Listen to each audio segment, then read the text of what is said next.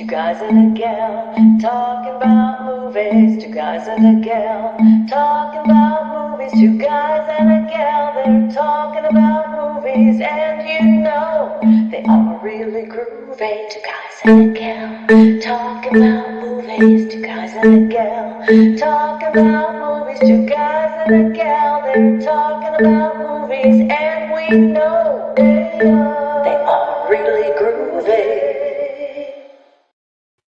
Good evening, everybody, and welcome to another live edition of Two Guys and a Gal talking about movies. Tonight, we are going to be talking about Marlon Brando, one of our favorite legends and icons of the industry. He was born in Omaha, Nebraska, and he's a towering figure, right, in cinema and in Hollywood. His legend began back in the 50s, way back when he had these searing performances that redefined the art of acting. He had a method actor approach, meaning he immersed himself totally into all of his characters. And you could sort of see his sensuousness and his passion. He had a raw, unfiltered intensity and unparalleled ability to convey deep emotional truths. So he set a new standard for performers.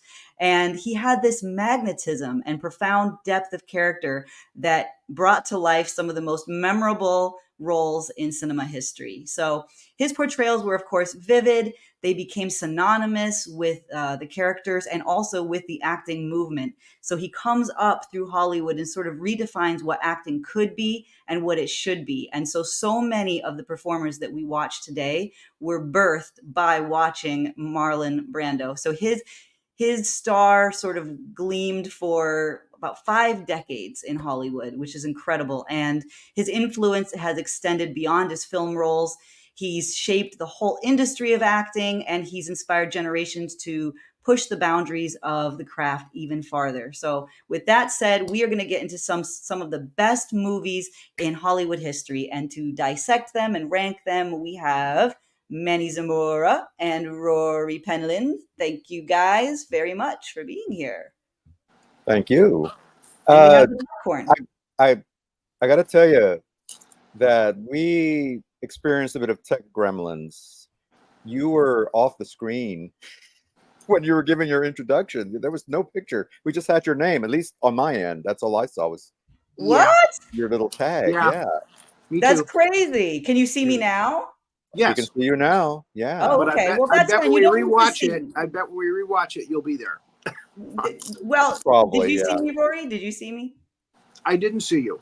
Oh, okay. Well, as long as you can hear me, these things happen all the time, and I bet when you go back and watch the replay, you'll be there.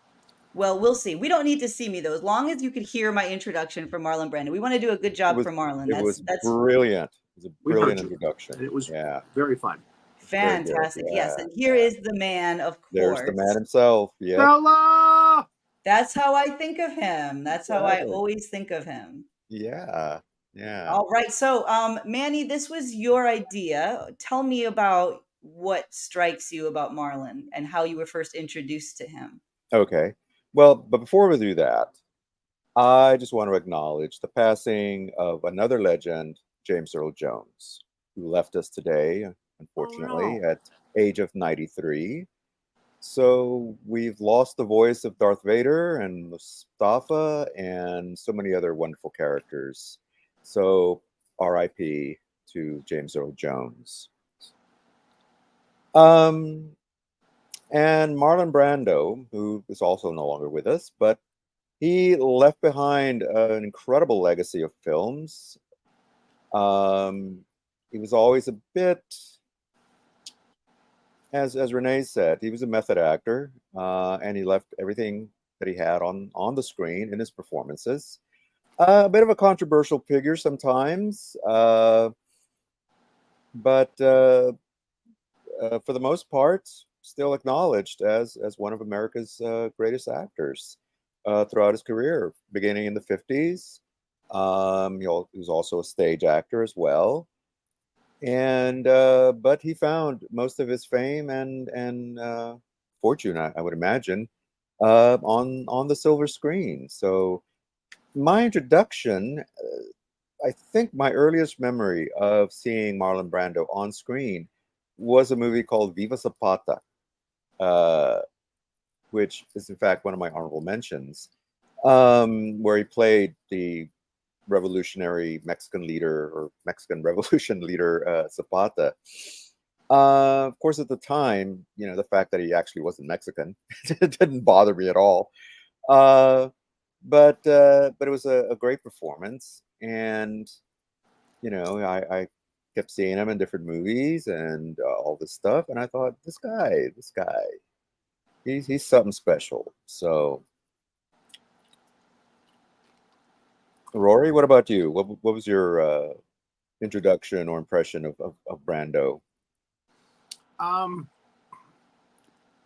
As an actor, he was Yeah. very good.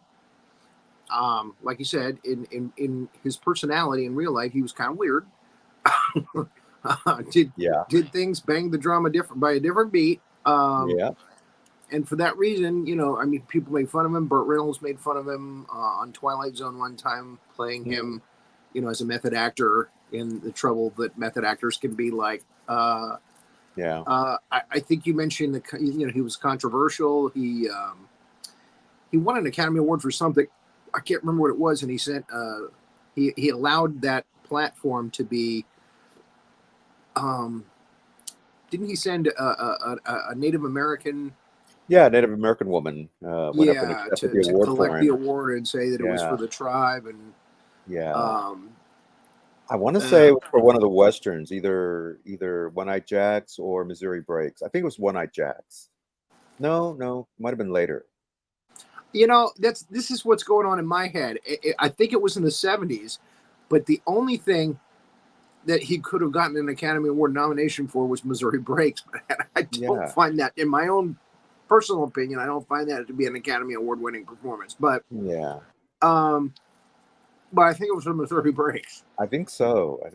Or maybe it was The Godfather. Could have been. Yeah, maybe it was The Godfather. I have it. Just give me a second. I'm gonna play it. Okay. Okay.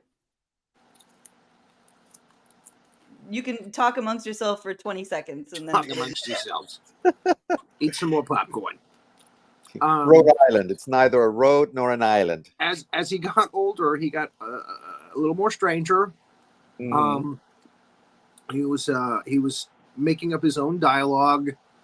He's not using the dialogue that the writers had written for films, and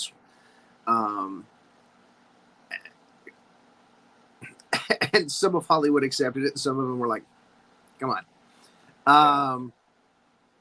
I looked it up. It was for The Godfather. Okay. Yeah.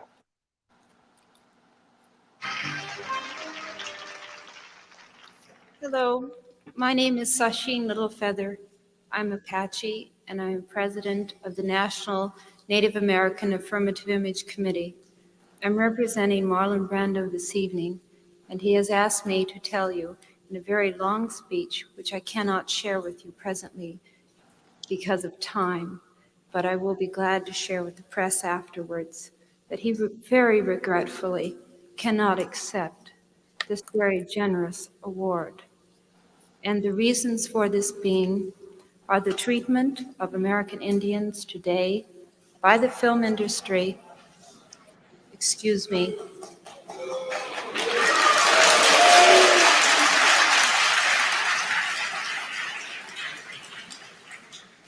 and on television in movie reruns, and also with recent happenings at Wounded Knee. I beg at this time that I have not intruded upon this evening, and that we will, in the future, our hearts and our understandings will meet with love and generosity. So there it is. There it is. Yeah. So, that's the kind of thing he did, and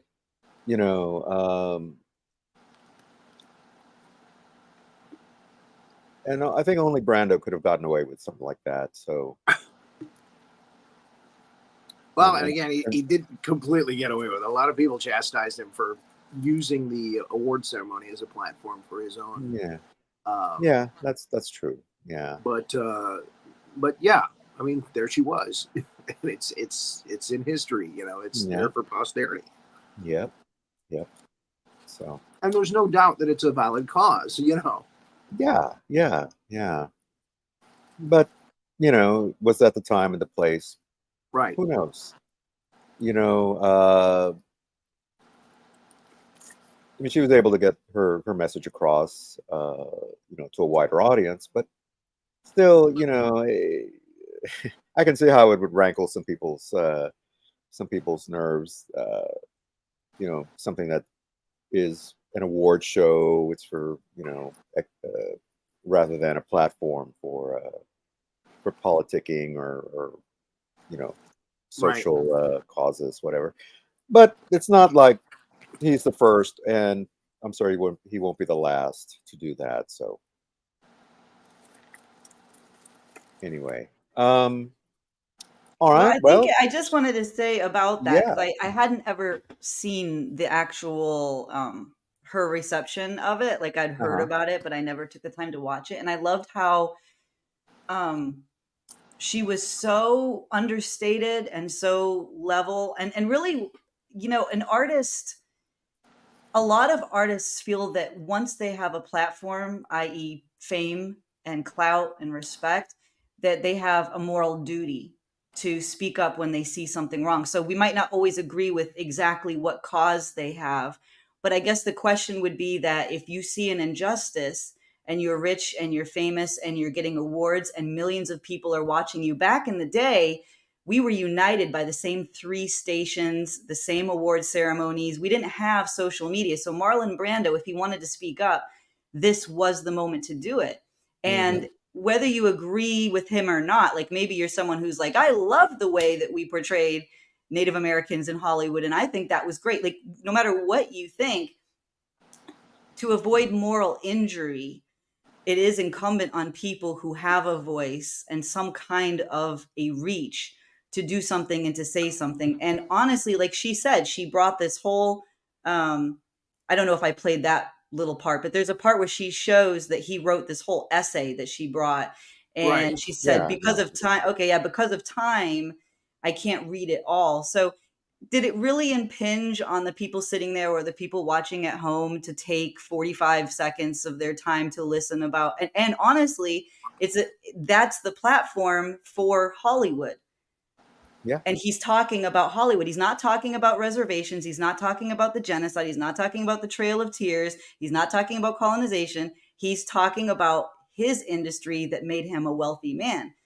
So I guess the question would be, how does someone leverage, like, what's the point of being famous if you can't do anything and if you're just going to sit there and agree with everything? So I kind of that's what I took away from it. And I thought that she was the perfect, not only is she a leader, but gosh, her affect was so humble and giving and open-hearted. It wasn't a tisk it was like, Right.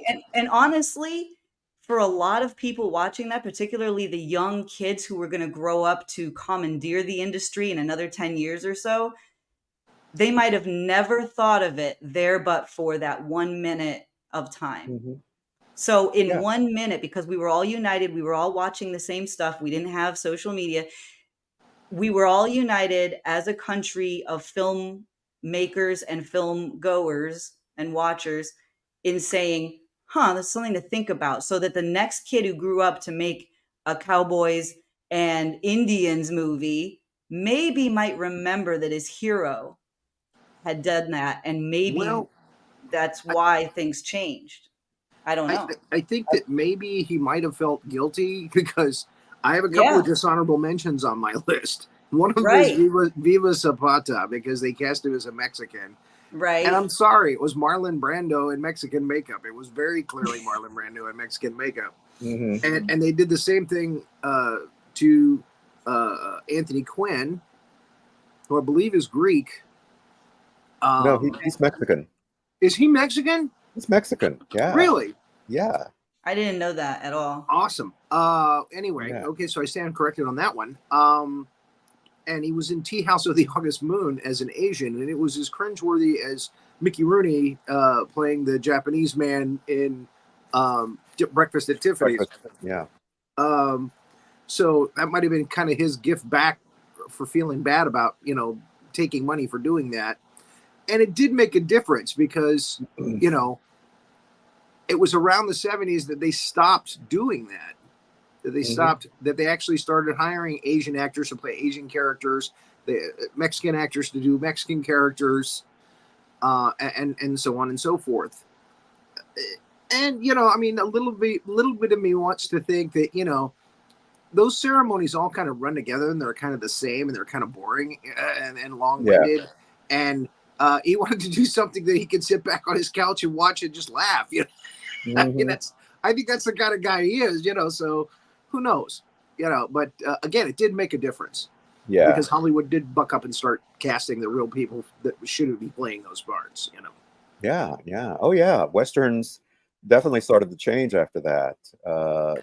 And that led to Dances with Wolves, and later on down the road and things like that. Portrayal of native peoples started becoming less and less about them attacking whatever, being being looked upon as these savages, and rather like no, they have legitimate legitimate gripes, legitimate reasons for doing what they do.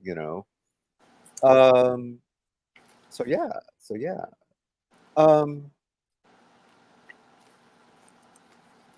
Okay.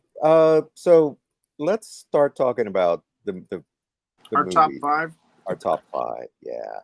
Rory, you want to go with your top five or number one? Sure. My top one was the movie that basically made his career, and that's On the Waterfront. That was, in my mind, that's the best performance he's ever given in his life. He's never been able. I've never been able to top that. In Streetcar Named Desire, that's the one that he started it, and he played an abusive, husband. All of his early pictures, all his pictures in the 50s, he's got kind of this bad boy persona. He's really kind of rough on women in all of those early movies.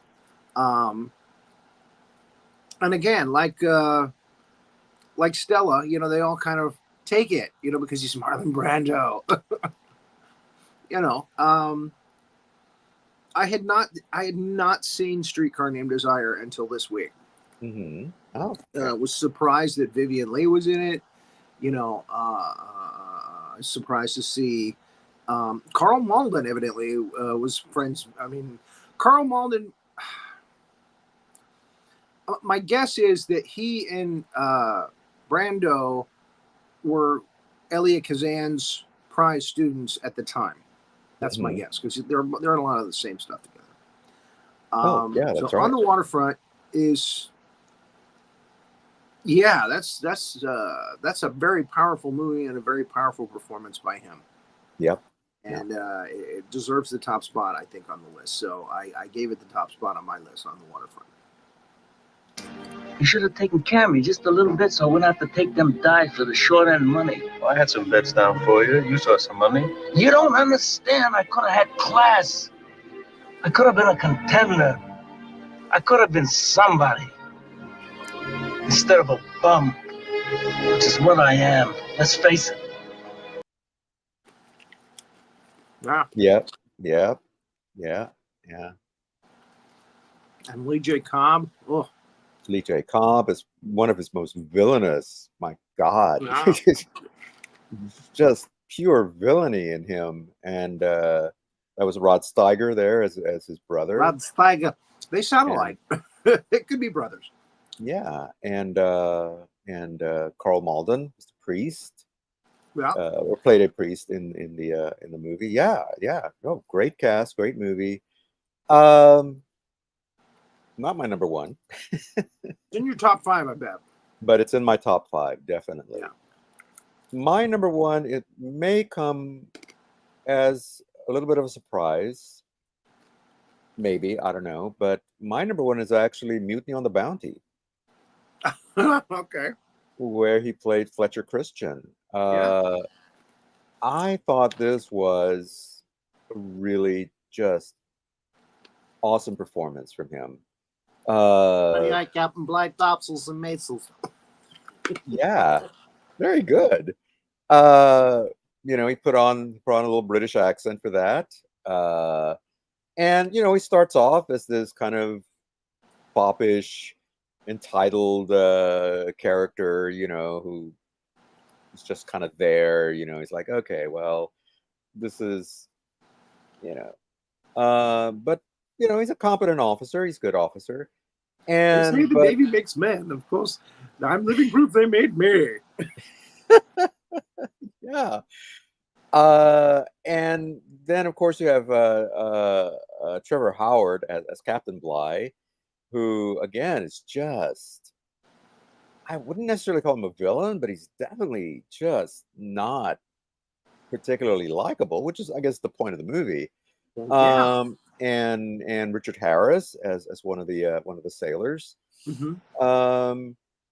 Again, just great performances all the way around. But I like the way that the story progressed. That he, like I said, starts off as this kind of foppish, kind of not very serious character, but you see him develop as this voyage goes along until he finally reaches that breaking point of, hey, you know what? I got to get serious. This guy is, off his nut, with all the whippings and the goings on that happen on this journey, and it doesn't have it doesn't have doesn't exactly have a happy ending for him. I'm not going to spoil it for anybody who wants to watch this movie. Does it compare to Clark Gable's Fletcher Christian, or later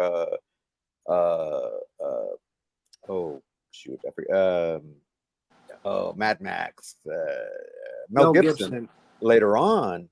But I don't know if there's even a comparison to be made, but I just like this character. I like the way it progressed. It's a very long movie. I mean, this is a 3-hour movie. So, but I didn't find it. There was not a moment where I was like, oh, when is this going to be over? I mean, the story just keeps you engaged from beginning to end. You really, I mean, there's probably parts that could have been cut out without really harming the story, but every moment really was very engaging. The characters are all engaging. This journey to Tahiti to get this breadfruit, which is supposed to be like, this wonder food and everything, and how it just goes sour almost from the beginning. They leave port. It reminds me a little bit also of Master and Commander with Russell Crowe later on, although his captain is obviously a lot more not a Bligh character, but there's a little more certain, inspirational. yeah, a little more inspirational. There's certain scenes like going around the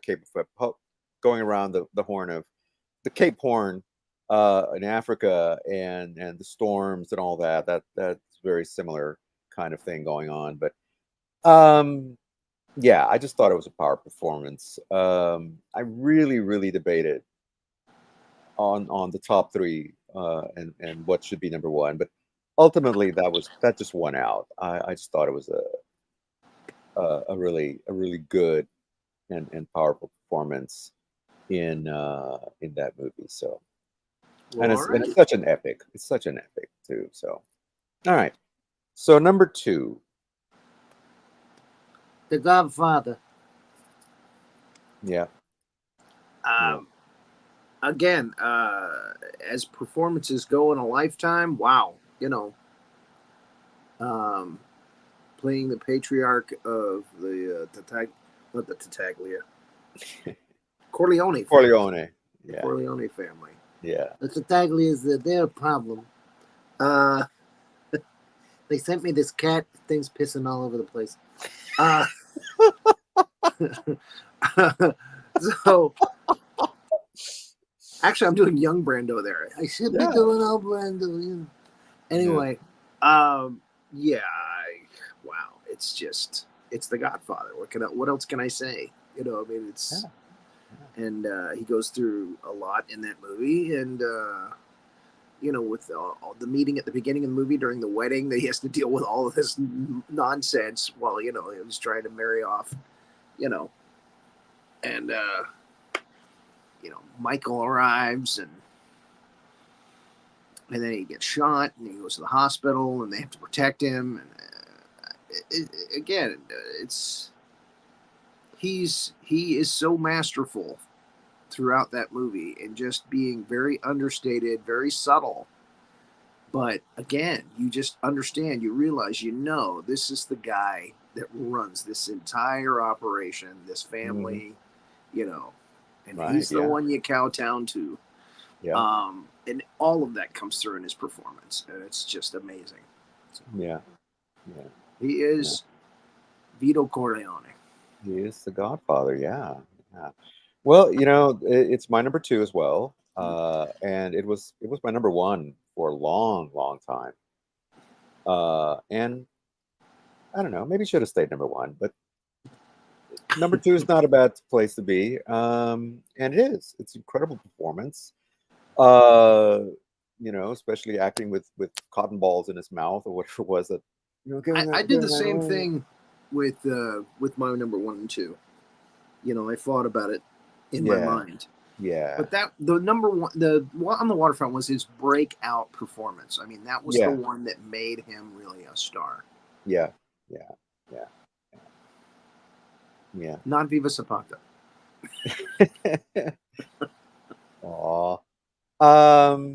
But yeah, and of course, not just Brando, but an incredible cast of characters. From Diane Keaton, of course, Al Pacino, like you mentioned, James Caan, Robert Duvall. Oh my God, just the list goes on and on of wonderful, wonderful actors. But yes, all anchored by Brando's performance as Vito Corleone. I mean, I don't think the movie would have been the same without him. If I remember correctly, there was actually somebody else that Coppola had in mind to play the Godfather, but ultimately Brando won him over. I mean, he auditioned for that part. I mean, he practically begged for it, and wow.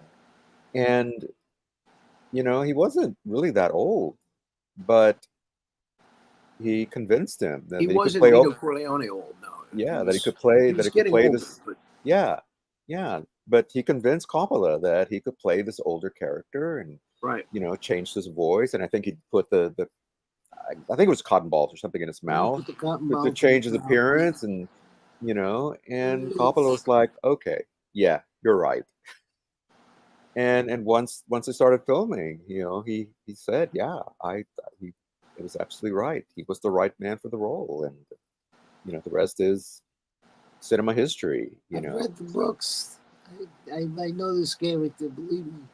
Yeah. I think that he read the Puzo novels. So, all right. So that was our number 2. Number 3 on my list is On the Waterfront. For the same reasons that you mentioned, and for the same reasons that it's your number 1. Incredible performance from Marlon Brando. He comes off. He wants to be this tough guy, and it kind of reminds. I want to say, I'm pretty sure that this movie influenced Rocky. Even though there's no boxing actually involved, the fact that this guy, he's this just a regular Joe who had a shot at the title, but because of, as we saw in the clip, they sort of made this bet, and he had to take a fall apparently, and it still kind of rankles him. It still kind of bothers him. More than one. Yeah, exactly, more than one. And so now he's just this muscle for this gangster played by Lee J. Cobb, who basically runs the longshoremen's union, and the crisis of conscience that he has, as he tries to do the right thing, he becomes involved with this basically a murder that he didn't, like he said, I didn't know they're gonna rub this guy out, who's gonna squeal to the man, and this whole idea of being what they call D&D, deaf and dumb, not talking to the cops, not talk, keeping it all, that sort of criminal code of silence and all that, and him being sort of torn between that and then you have, like I said, Carl Malden as this priest who's kind of like, it's like, you really need to do the right thing here, and becoming involved with the man's sister who wants justice for her brother and all that. I mean, yeah, it's very, very impactful, very just a stunning performance from him. And the not to spoil anything, but there's a fight at the end. There is a fight, not exactly a boxing match, but it's definitely a fight. And unfortunately, he does kind of get the losing end of that fight, but there's still a triumphant moment at the end of the story. So, but and the bad guy kind of gets his comeuppance at the end. So, but yeah, if you've never seen On the Waterfront, oh my God, yeah, watch and it's it. black and white. And it's black and white, yeah. All of his early films were black and white. Oh yeah, yeah. Well, yeah. So, all right. So that was my number 3. What was your number 3? This one is probably going to surprise you. Again, we like to throw in surprises, and I feel it is well deserved of this spot. It's called Bedtime Tale. Oh, okay. And it is the original version of Dirty Rotten Scoundrels, which starred Michael Caine and Steve Martin as two guys that were con men, basically conning rich women out of their monry. Right. And again, it fits in with Brando's bad boy, I'm going to be bad to women kind of persona that that they created for him in Hollywood. Mm-hmm. And so he plays the character that ends up becoming Rupert, the retarded brother for the prince. And the prince was played by David Niven, who was fantastic in it. They play so well together. And Shirley Jones is in it as the female that it turns out that she's the fox. So she's the other con artist. And again, it's a delightful, very fun movie, and you get to see Brando do comedy. Mm-hmm. I mean, especially when he does Rupert. It's really funny to see Brando, who's such a serious guy in most of his movies, do comedy. Mm-hmm. So if you haven't seen it, again, it's called Bedtime Tale. A Bedtime Story, I'm sorry. Bedtime Story. Yeah, it's delightful. It's a lot of fun. I understand why Frank Oz decided to remake it for a new generation, because it just really is a funny story. It really is a funny tale. Yeah. And yeah, that's my number 3. Nice. Okay. Well, moving on to my number 4. This might also come as a bit of a surprise, and but or maybe not. But my number 4 is Guys and Dolls. That is a surprise. Because he can't sing. What? Yeah. Lock me away tonight. But yeah. Oh, yeah. Definitely. But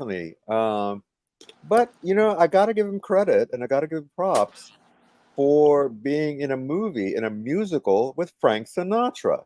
Yeah. Who can sing. And Luck Be a Lady Tonight. That the casting for that movie should have been Frank Sinatra and his character, and Dean Martin should have been the character that Frank Sinatra was playing in the movie. But anyway, I mean, he was the hottest thing in Hollywood at the time, so you got to go with Brando. Yeah, I mean, it is surprising casting.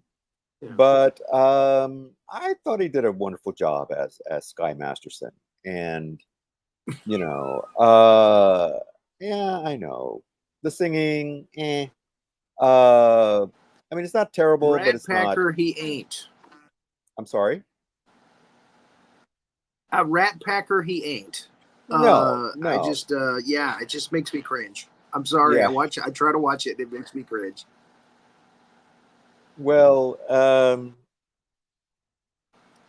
like I said, I love me a musical. Yeah. I remember seeing this one a long time ago, and just I enjoy it. Everything else about that movie is spot on. I mean, right down to Stubby K is a small character. You know, I mean, seriously. But Yeah, I feel like Hollywood forced Brando into that movie. that may be, yeah. But I just felt it was such a change of pace for him. You know, after doing all these serious Mhm. movies, all these dramas and things, and even light things like Tea House of the August Moon and Sayonara and things like that. To see him in a musical, was he miscast? Yeah, probably. But that still doesn't change my mind. There's no doubt he's a good actor. Whatever he's given, he's going to do the best he can with it. You know, Yeah, and he did. But yeah, he should never have said "Love You, Lady Tonight."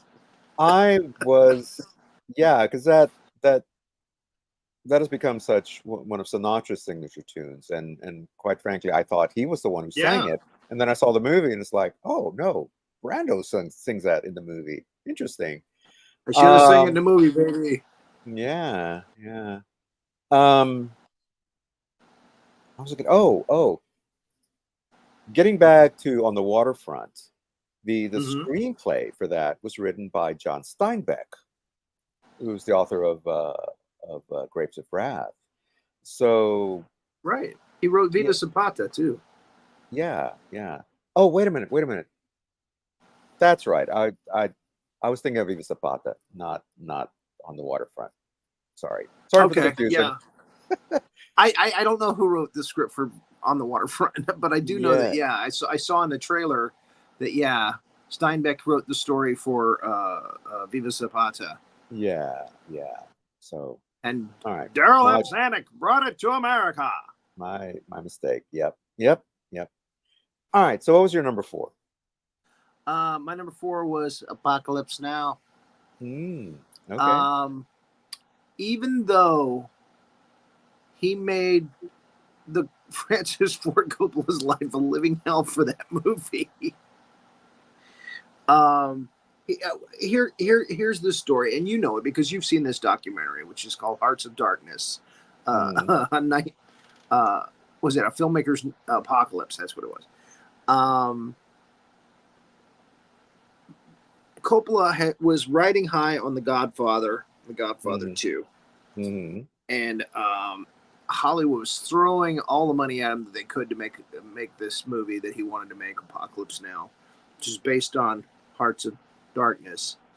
mm, Um, and there's a character named Kurtz who's supposed to be this emaciated guy living, in the jungle, and they changed it to Vietnam. They wanted to make it a Vietnam thing, mm, and he's got this tribe there.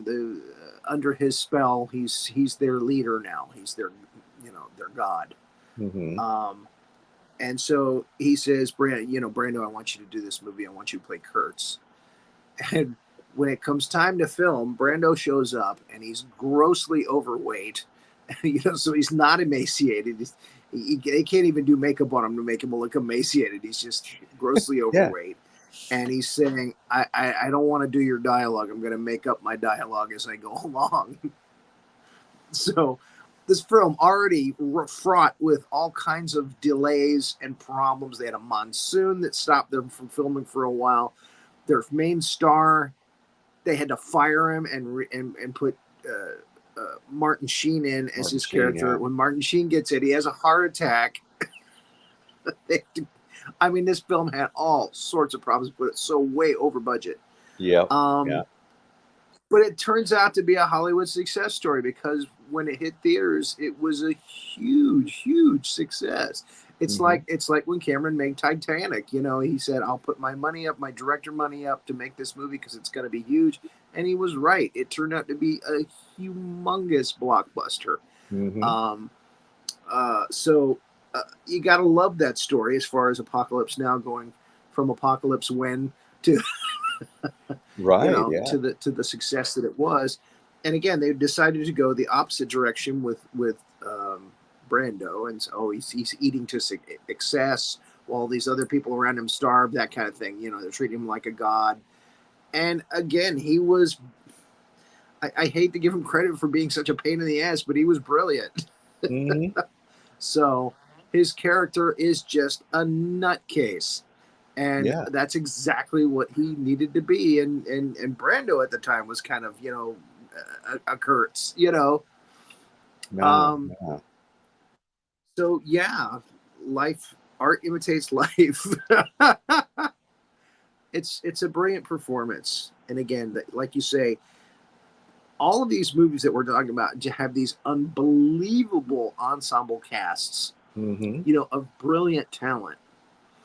And this was no exception. And, you had all the people that were in the boat, Freddie Forrest, very young Lawrence Fishburne. Yeah, Timothy Bottoms. Yeah, another young actor that went on to become, huge. And Dennis Hopper. Yeah. It's the crazy stone, photographer, American photographer that's there. Just if you've never and Robert Duvall, in his giant cameo. He gets his own scene, on the beach there. Charlie, don't surf. I love the smell of napalm in the morning. Love like victory. But that smell. Yeah, it's just, if you've never seen Apocalypse Now, oh man, it's a long movie, but treat yourself. It's brilliant, and it deserves a top 5 spot, and it's there number 4 on my list. Awesome. And Brando's a big reason for it. Yeah. Oh yeah. And if you can find that documentary, that's even better. Believe it or not. Hearts of Darkness. Oh yeah. Hearts of Darkness, the filmmaker's Apocalypse. That was done by Gail Hurd, who was his wife at the time. And props to her for keeping all the footage and stuff that she could use for that documentary. Because a lot of that stuff gets burned up and gets thrown out, and nobody uses it. And it's at the time that it came out, there were a lot of like DVD extras and stuff on movies, and that was back around the time laser discs were being churned out. And again, they would put a lot of cool extras on the laser discs. That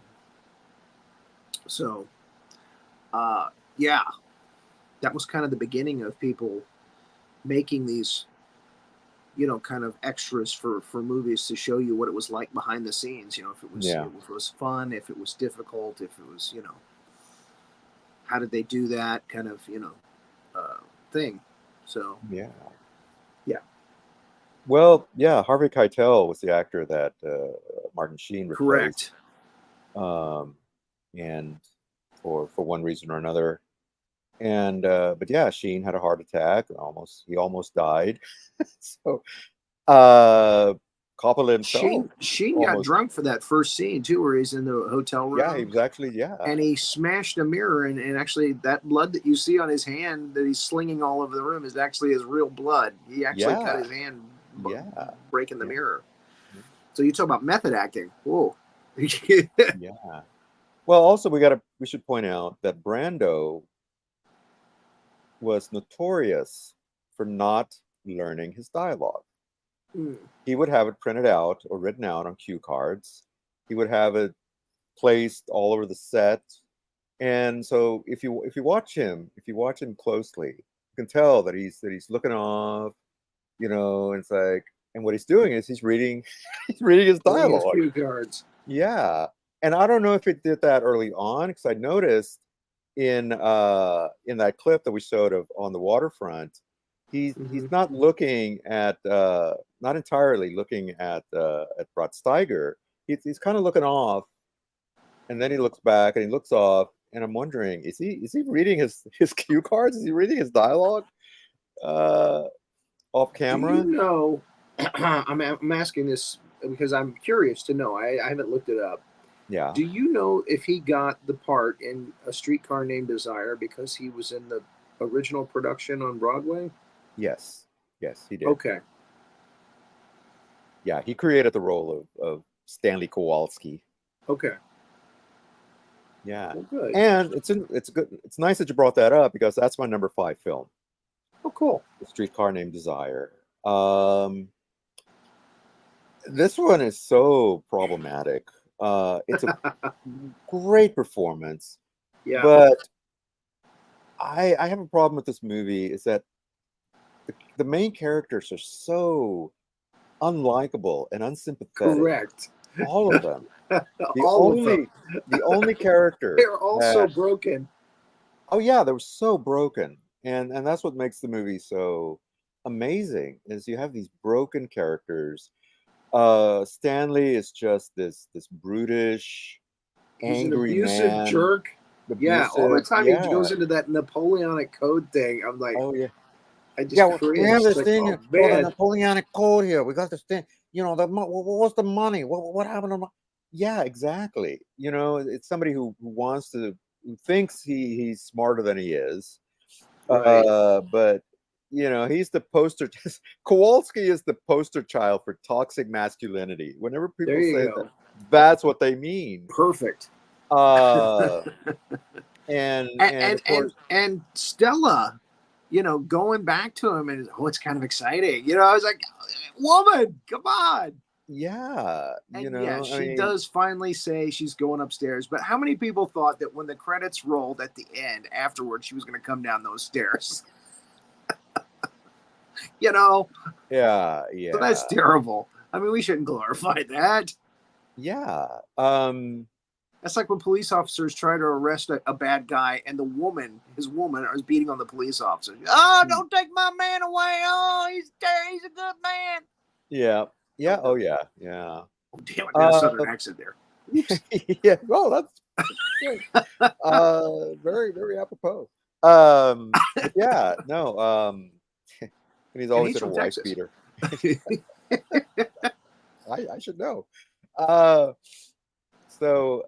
Yeah, Stella, it's very kind of codependent relationship with him, and very typical abused wife syndrome, and then Blanche Dubois, who is just, the crazy alcoholic who comes to stay. Yeah, and as unsympathetic as Stanley is, I kind of felt the same way after a while. It's like, can we get rid of it? Can we get this crazy bitch out of my house? Because Jesus. Thank you, Tennessee Williams, for telling it too much like it is. Yeah. I thought I came here to forget about my life. Wait a minute. No. The only sympathetic character really is Carl Malden's character. Is the Carl Malden character. Yeah. Who's just a sweet old guy. He kind of falls for crazy Blanche, not really knowing the extent of her crazy until later. And her literally getting dragged off to the nut house at the end. Oh yeah. Doctor, do we need the jacket? Nah, it's fine. I think I can handle this one. Yeah. I've always relied on the kindness of strangers. Great closing line. Yeah, it's but as far as Brando's concerned, as far as his performance is concerned, he played that character to a T. You hate him. You do. you And they're supposed really, to hate him. yeah, he Stanley's not supposed to be a likable character, Well, let's talk and about Sidney Poitier. The same thing about the character, and that was a play that was turned into a movie as well. Damn it, Raisin in the Sun. Raisin in the Sun. Yeah, Yeah, where yeah, his character is just he loses all that money, and oh man, yeah, yeah, same yeah, situation, different yeah. day. Yep, yep. So, okay. Did you? What was your number 5? Wait. I was Um, just gonna Oh, say wait. something Oh, real quick. I just wanted to say something. For me, Streetcar is like, the best because that's how I think of him. I always think of him as that. But I do need to be the female voice here because yes, Stanley is an asshole and all of that. I mean, I'm not here to defend that type of character, but he but I looks will great without a shirt on. but I will, but I need to be really honest that yeah, when yeah. I'm Please. talking to women or when I'm watching it with women or whatever, it never comes up that he's an asshole. It comes up with how sensitive he seems and how, women are not viewing him as just an asshole. We see complexity, we see the sensuousness, we see the emotional volatility, which is very that's that puerile attractiveness, kind of like the Byronic hero. That's kind of what James Dean had too. And Mm. the chaos in his character is very, very attractive for a lot of people. That's when women think of Marlon Brando, they think of Streetcar Brando, and I'll just tell you, 87% of women on Earth would have dated Stanley. I mean, they would love Stanley until they had to deal with him and live with him, and then they would have kicked him out. But they would have. That's the sort of nowadays the kids call it toxic or whatever, but that is very passionate for a lot of people, and a lot of people like that. So I just need to say that to talk about Marlon in Streetcar and not talk about how devastatingly enchanting he was is not. You can't have a conversation because half of the planet, We and gay definitely need guys you for that. and gay guys are watching that and they fall in love with Stanley too. So you can't have half the planet not represented and just say yes. It's not to say that abuse is a wonderful thing, but his character did have nuances, and he was it was very similar probably to his real character. He, like you guys talked about, Marlon had a lot of problems.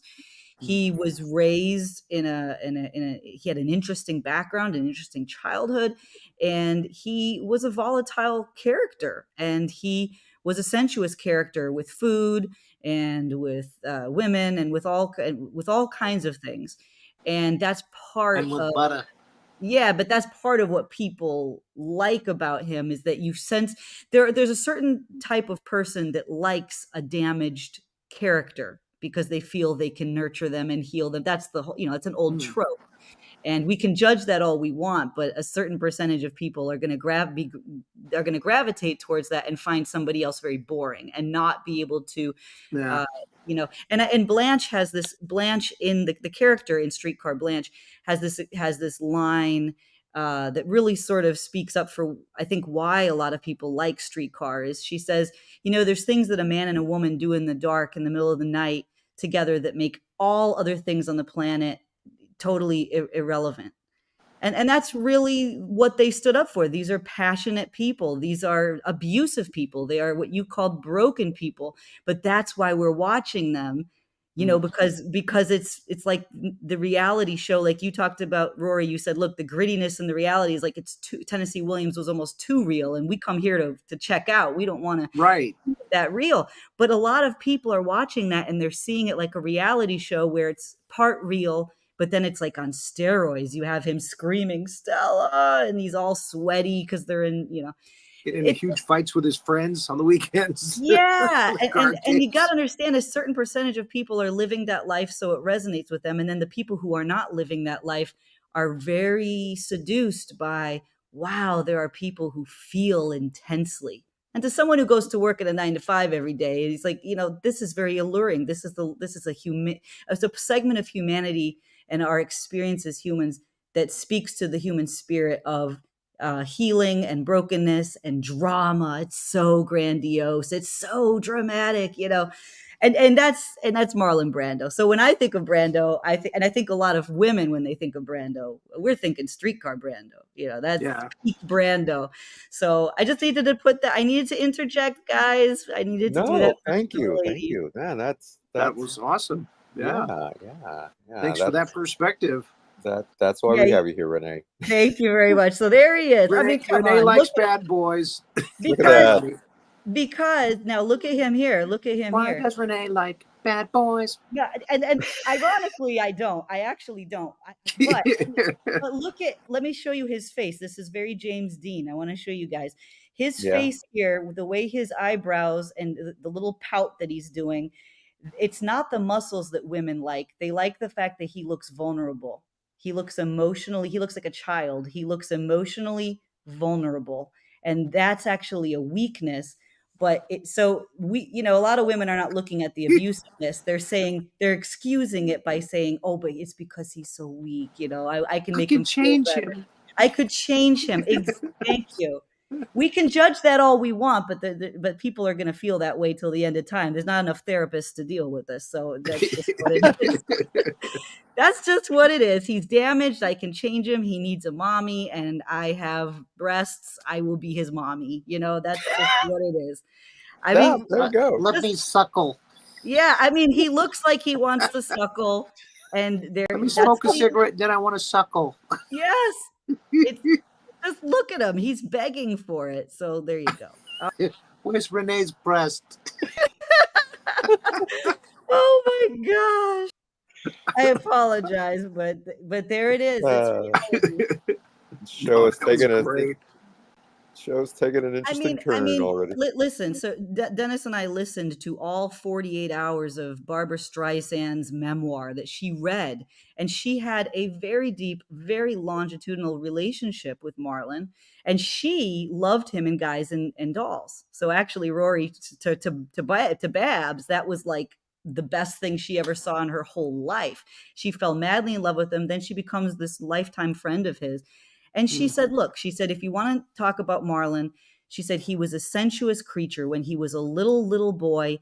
His, I don't know where she was from, but she was from another country. His babysitter, who was like a teenager, used to sleep naked with him, and this was just that's how he grew up. And to him, he had a very different view of like how people treat each other. And to him, he was that's the word. It's just sensuous. It doesn't mean he had a higher libido than anyone. It just meant that he was a tactile person, and he was an emotional person from very, very early. So that was her impression, and that's her friend. And that's what she said about him, is that he was an artist through and through, volatile. His father always made him feel like a sissy for being an actor. So he had a chip on his shoulder that he wasn't masculine enough. Daddy didn't love me. Yeah, he had daddy issues. Well, that explains a lot, actually. It explains a lot. Yeah. Yeah. Thank you. That's what he's saying right there. He's with that picture. It's like, Daddy doesn't love me. Daddy. If only I had more breasts and suckle, then I would be healed. And then there you go. oh, Okay. Are we on my number 5 now, or we're on your number 5 now? Okay. Another surprise, but I really do think this movie is hysterically funny, and it's The Freshman, with Matthew Broderick. Yeah, and, it's Brando poking fun at himself for his character of Vito Corleone, because they're saying this is the guy that Vito Corleone was based off of, this character, and it's a fun movie. He takes exotic animals and feeds them to rich people. And in this film, it's a Komodo dragon. They're going to cut up a Komodo dragon and make Komodo dragon steaks and feed them to rich people that pay them like $1 million a plate or something. And it turns out, well, no, I'm not going to even tell you what happens at the end of the movie yet, because it's a great surprise. It's a very fun movie. And again, Broderick and Brando have good chemistry together in the film, and just a fun, delightful film to watch. So I had to put it on my top 5 list, and it's one of his last films. He did a couple after, but this was his last real good one, I think. Mm-hmm. So there it is. That's my list. Awesome. Okay. Well, on my honorable mentions list, I got to talk about The Wild One, where Brando talks.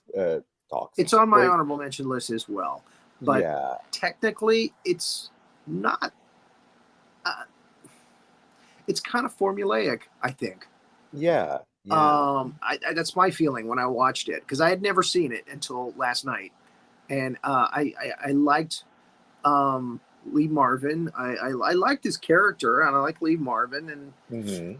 but at that time, and again, a lot of people, maybe it's because I've seen a lot of the cheap knockoffs of this film, Mm-hmm. that it seems so formulaic to me. I mean, this was probably the first one.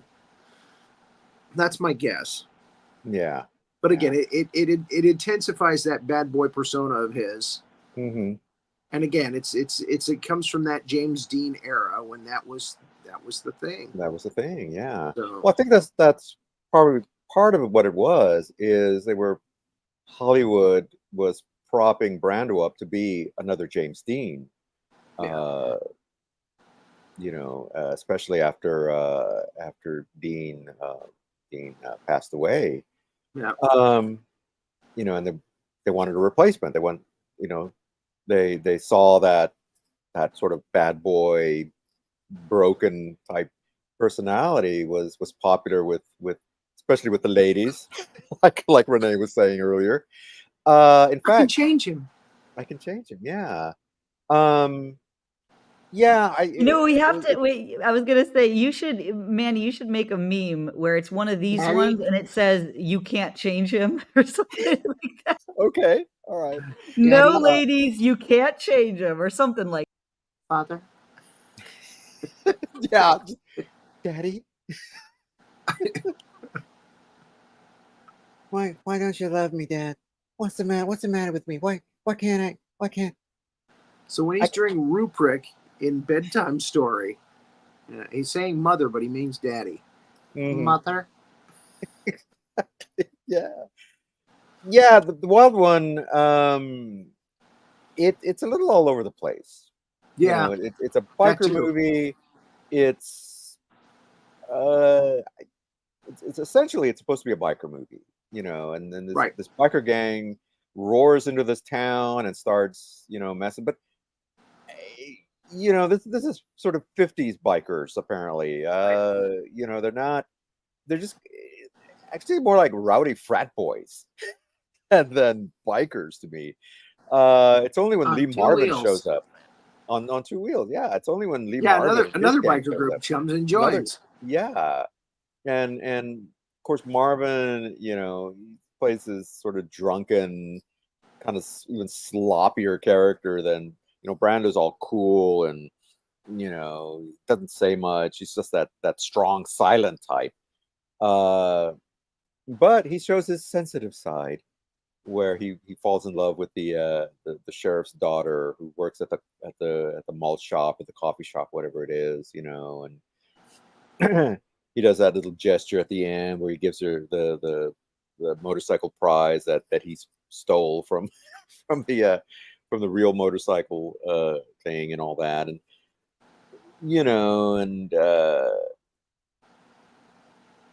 and yeah, she tries to, she wants to go with him, but he can't, but she can't because he's a bad boy. But there's that attract. I don't know. It's a bit of a mess, but like it's Renee still, says, when Brando walks in, yeah, there is something. he needs There's breasts something to suckle. very. He's breast to suckle. There's something very, and from those sweaters that those girls are wearing, but Is that Angara? the 1950s, yeah, yeah. Great. Brando's career is becoming an Ed Wood movie now. Exactly. Yeah. But there is something, and I think this is one of the reasons why we're even talking about Brando all these years later, is there is something so charismatic about him. Yes. Even when he's playing That's the horrible, one that we haven't touched on. Yeah. is his charisma. Yeah. I think that's the key to his career, his personality is that he has incredible charisma, incredible charm. Even if he is playing a heel, even if he's playing a jerk, even if he's playing a rough character like Stanley, I think that's what Renee was touching on earlier. One of my favorite stories like that. Well, first off, let me tell you the story that when Bill Clinton flew into Florida on Air Force One, the helicopter, after a tornado had gone through like a trailer park or something, and he flew in, and he came off Air Force One, the helicopter, in khaki pants and the leather jacket. And he flew into the campus that I was working at, Valencia Community College, it was called at the time. And when he stepped off that helicopter, you would have thought he was a rock star. All the girls were like, "Aah!" And again, when you see him in person, yeah, there is something there. There is a charisma there that just makes him, attractive, and just you can't look away. And but here's my favorite story on that. One of my friends, Jim Moss, who's been on a couple of my shows, his wife, they got divorced, but his wife said she once saw Warren Beatty in like one of those bagel shop places in New York. And at the time, Beatty was probably like, pushing 70 maybe. But she said the minute she saw him sitting at a table eating a bagel, she just wanted to rip her clothes off and jump on top of him right then and there. She said it was just, she couldn't explain it, but he just looked so sexy there. This old man eating a bagel, Clyde Barrow. She just said it was just so devastating, when she walked in there. She was like, there's nothing I can do. I am not going to go up to him and just do anything, but I just want to rip his clothes off and jump his bones right here and now. There's just something there. There's a charisma. There's a star power there. And Brando had it, because if he didn't have it after Streetcar Named Desire, that would have been it. It would have been over. He wouldn't have gone on to Viva Zapata. That was the second one. And then later, to the Wild One. The Wild One and Water on the Waterfront were the ones that really defined him. Yeah. Howdy. Lance, hello. Yeah. He those were defining films, definitely. So what were some of your other honorable mentions? Viva Zapata. You said that earlier, yeah. Yeah. That's on my dishonorable mention list. I got 3 dishonorable mentions, which I mentioned 2 of them already. I just got one. But that one, you mentioned Apocalypse Now. That's on my honorable mentions list. Yeah. And also, of course, Superman. Superman's on my honorable mention list too. It's a good performance. It's a good performance. It's a short. Kal-El's father. Yeah. Kal-El, my son. It's Jor-El. Yeah. In fact, that performance was so important that when Bryan Singer did Superman Returns, he insisted that they take some of the unused footage of Brando and also digitized his image as well to sort of bring him back for scenes in the Fortress of Solitude in that version. Correct. So, but yeah, it's a not a small role. I mean, it's a hugely important role in the whole Superman mythos. This is Superman's father. Well, and Donner said, when we were doing this superhero movie, we had to add some star power to it to sell it. Because Hollywood at that time, they were not into the superhero thing. This was before Michael Keaton did Batman. This was before. I mean, they were doing stuff on the television, The Hulk. Captain the America. Hulk actually was very dignified because they had Bill Bixby. But the Captain America with Red Brown on the motorcycle, and a lot of it didn't work. I think that Spider-Man, Nicholas Hammond only lasted one season. Yeah.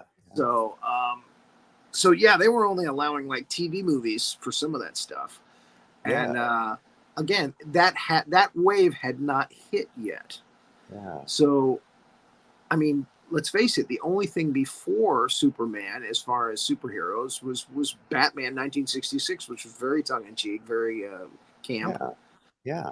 So they had to add some kind of star power to sell it to the studios and to the distributors. So that's where they got Marlon Brando.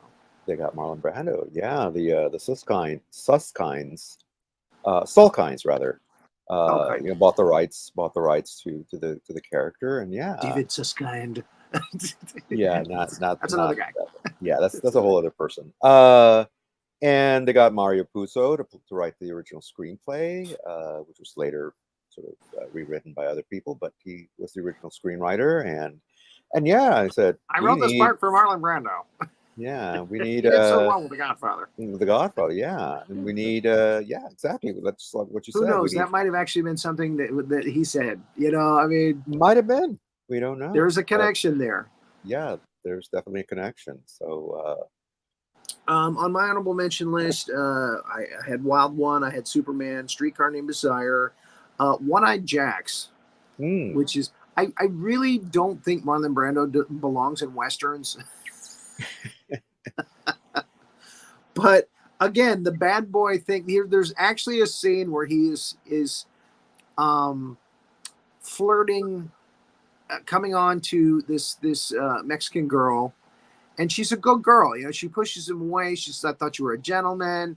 And he, he's a bad boy to girls. He gets in there and even puts a ring that he had just stolen on her finger. It says, this was from my grandmother. I just want you to have it. And then Carl Malton comes in, the guy that he was robbing banks and stuff with comes in. The law is after him. He goes, we gotta go, and he takes the ring off the girl's finger and runs. So I said, I gotta put this on the honorable mention list just for that. So yeah, again, keeping that bad boy persona moving forward. I had to give him a little props for Julius Caesar. I mean, you wouldn't think of Marlon Brando being, in something like that, but he's got several speeches in Mark Antony. He does a good job. Yeah. France, Romans, countrymen, lend me your ears.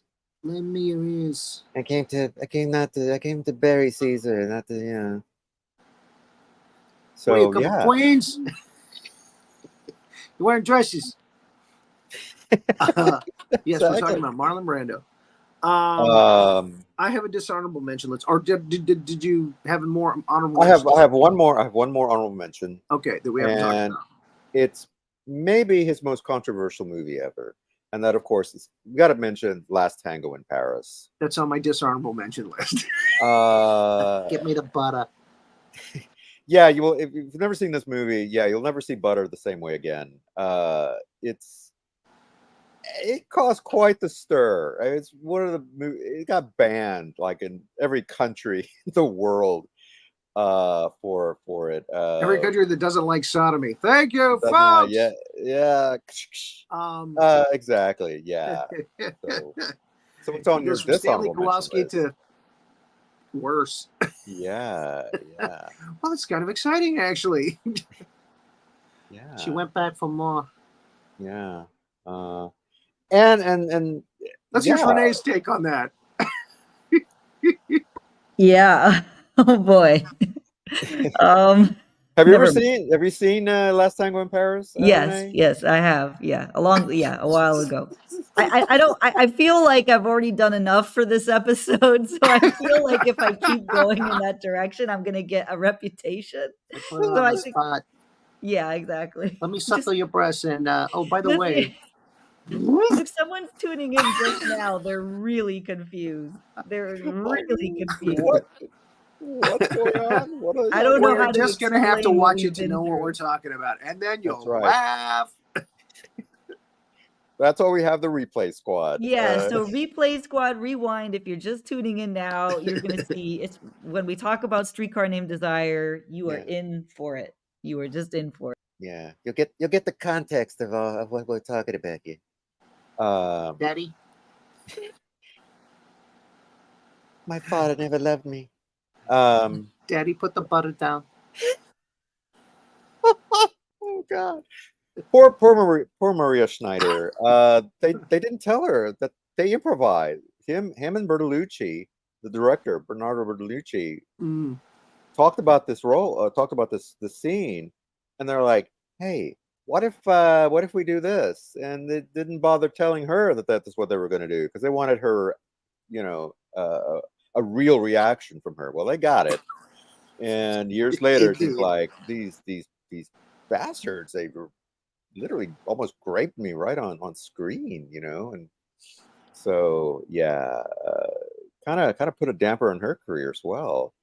And it hurt his for a long time. He didn't work for a long time.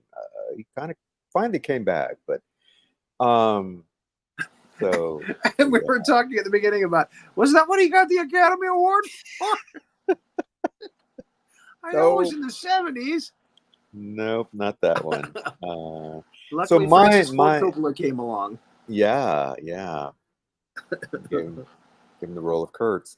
Miner's honorable mention is The Island of Dr. Moreau. Oh, yeah. Oh man, of all the versions of that H2O story, holy cow, this is the worst. And again, it's him just going, you know what, I'm gonna play this how I want to play it, and this guy, he's gonna be covered in flour. Apparently, he's gonna have a midget with him. You know, it's kind of little baby man walking around with me. little baby guy. You know, which Little tiny guy. maybe that inspired Mini Me in Austin Powers later on, but yeah, it's just an insane role. I mean, that he played, you know, I mean, you go from Charles Lawton to Burt Lancaster to him, and it's like, wow. And you see, to me, Burt Lancaster is the odd man out as far as Dr. Moreau, because Dr. Moreau is supposed to be insane. He's supposed to be crazy.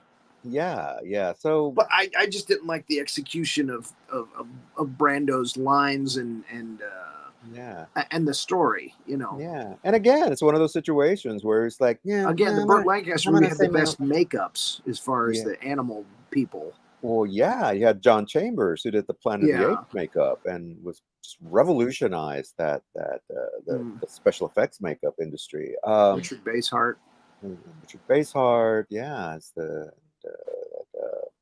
so good choice for Brando, but yeah. There's actually you talked about the documentary on about Apocalypse Now. There's a documentary about the making of Island of Dr. Moreau. Oh, I gotta because find apparently, because apparently the director was just as big a nutcase as Brando was, and he made some really weird choices as well. I can't remember what the title of it is. I'll have to look it up. And then you got Val Kilmer thrown into the mix.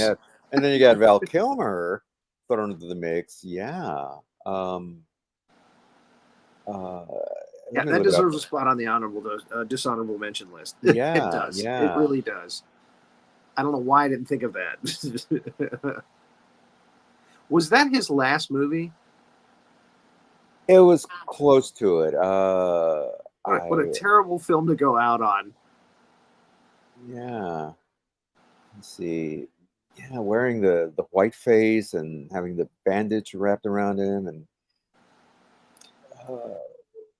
let me see. Trying to find who directed this. Oh, Richard Stanley. Well, John Frankenheimer also came in to help, but Richard Stanley was just this wild man. He was just this guerrilla filmmaker. Did a lot of low budget. I think he's Australian. Did a lot of low budget movies. He did good. He did one really good sci-fi movie called Hardware, which but yeah, I don't know Hardware what Wars. No, not Hardware Wars. I know the one you're talking about. Oh no, he's South African. South African. Okay. But yeah, he was just this crazy man. He was a loony. He was a loony. Oh, the documentary is called Lost Soul: The Doomed Journey of Richard Stanley's Island of Dr. Moreau. It's up there with Hearts of Darkness as far as a really great documentary on just what could go wrong On tragedy. with a movie. Tragic and- filmmaking. Yeah, so Lost Soul. Yeah, if I'm you can definitely find looking it up the look minute. it up. Yeah, Yeah. we break here. The rap, yeah. So Even though I have so much work to do this week. yeah. So no show tomorrow on that other No, project you No. were working on. Roland's not ready. Roland's not ready. Okay. What are we doing next week, by the way, on this one? Okay, so next week we have another legendary performer, an actress this time, again, who started off in the 50s and had a long career, and that is Miss Shirley MacLaine will be our subject next week. So, Who happens to be Warren Beatty's sister.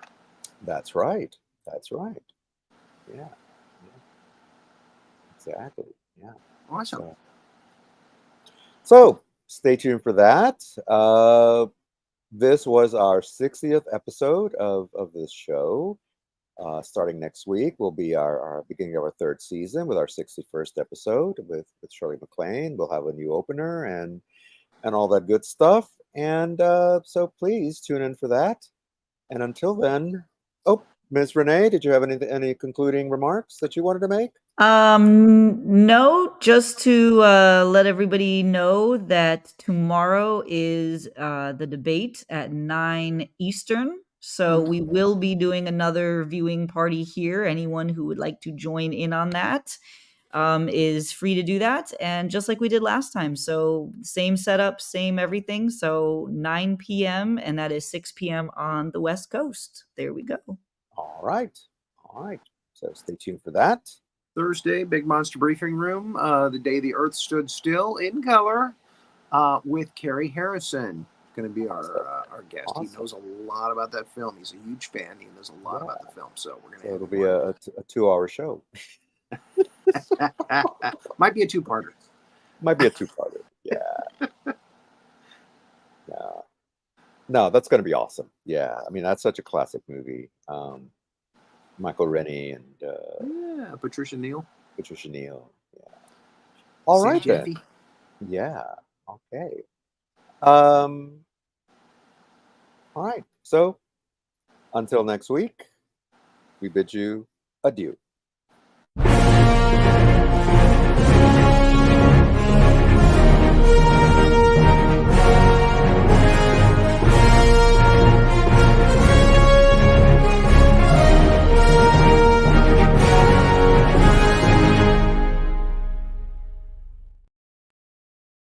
Thanks for watching this episode of Two Guys and Sometimes a Gal Talking About Movies. Be sure to like, subscribe, and click that notification bell to get future episodes.